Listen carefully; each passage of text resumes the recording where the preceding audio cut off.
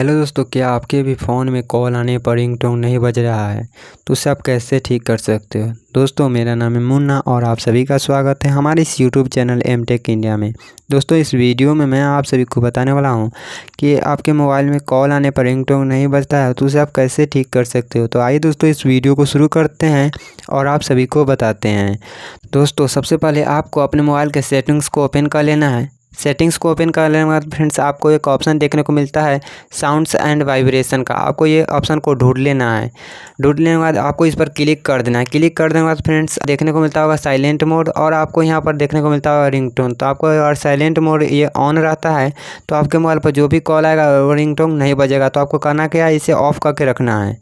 उसके बाद आपको रिंगटोन का ऑप्शन देखने को मिलता होगा और ये आपका बढ़ा नहीं रहता है तो आपका रिंगटोन पर जो भी कॉल आता है वो रिंगटोन नहीं बजता है। तो आपको इसे बढ़ा कर रखना है।